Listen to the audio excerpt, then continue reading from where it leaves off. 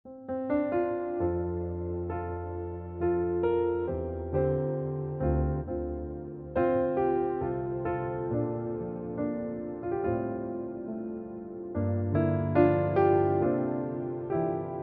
kasih shalom, selamat pagi. Semoga hari ini menjadi hari yang baik untuk kita semua. Kita masih ada dalam suasana keprihatinan karena pandemi masih belum bisa diatasi dengan baik. Tapi kami percaya bahwa pada waktunya nanti segala sesuatu akan diatasi. Saudara sekalian, pagi ini saya ingin meneruskan renungan saya dari kitab Injil Matius pasal 5 yang kita kenal dengan istilah khotbah Tuhan Yesus di bukit. Dan kali ini sampai di ayat 9 yang berbunyi, berbahagialah orang yang membawa damai, karena mereka akan disebut anak-anak Allah. Saudaraku, damai atau damai sejahtera adalah kebutuhan hakiki bagi setiap insan. Kita semua, dimanapun kita berada, siapapun kita selalu memberikan damai. Damai adalah kebutuhan. Damai di rumah, damai di perjalanan, damai dalam pergaulan, damai dalam masyarakat, tapi lebih daripada itu, damai di hati kita. Sayangnya, damai sering hilang. Karena Alkitab mengatakan pada waktu dosa masuk dalam dunia ini, maka manusia menjadi egois, manusia sering berperilaku tercela dan jahat, dan karenanya damai sejahtera hilang. Karena kesalahan kita, karena kebodohan kita, karena ada kekecewaan dalam hati kita, karena bahkan ada kekerasan yang kita alami. Alkitab mengatakan bahwa orang yang sudah berdamai dengan Tuhan, mengalami pertobatan, dan hidup dalam iman, maka orang itu akan memiliki hikmat ilahi. Dan Alkitab mengatakan bahwa buah dari hikmat ilahi pertama-tama adalah kemurnian, dan yang kedua adalah suka pada kedamaian. Yakobus 3 ayat 17. Jika ada kemurnian hati, maka kita selalu bisa berkaca pada diri kita sendiri.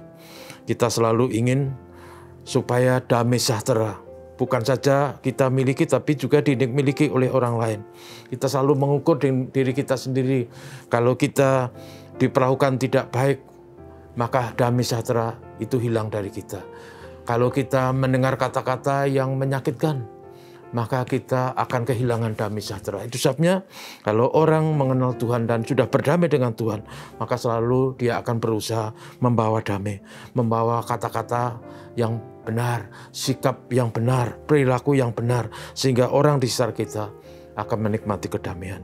Kalau kita berperilaku yang menjijikkan, kalau kita mengatakan kata-kata yang menyakitkan, kalau kita tidak peduli kepada sesama, maka sesungguhnya kita bukanlah orang yang membawa damai kepada sesama. Saudaraku, dan kalau kita bisa membawa damai kepada sesama, Alkitab tadi mengatakan kita disebut anak-anak Allah. Dalam Alkitab, saudaraku, anak-anak Allah itu tidak dalam arti status, tidak dalam arti keturunan. Karena memang bukan itu maksudnya. Dalam konteks pemahaman Timur, anak Allah itu berarti orang yang memiliki karakter atau sifat seperti Allah. Jadi saudaraku, kalau kita membawa damai, maka sesungguhnya kita adalah orang-orang yang mempunyai sifat atau karakter seperti Allah.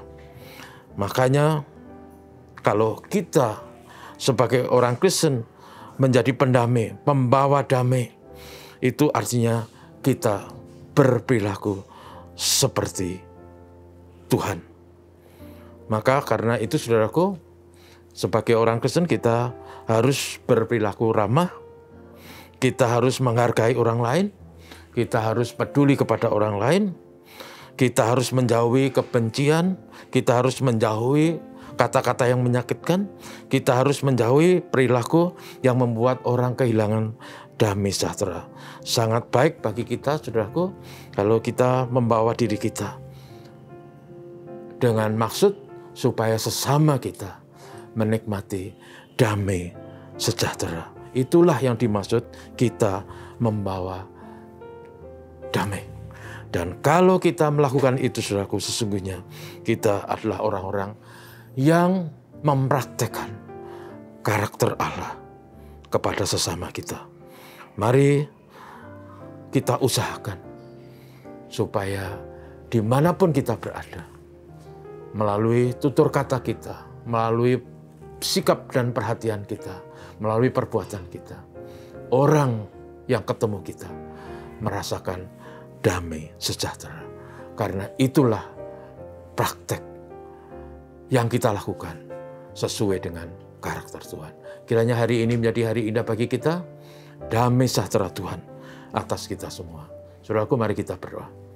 Bapa Surgawi, terima kasih.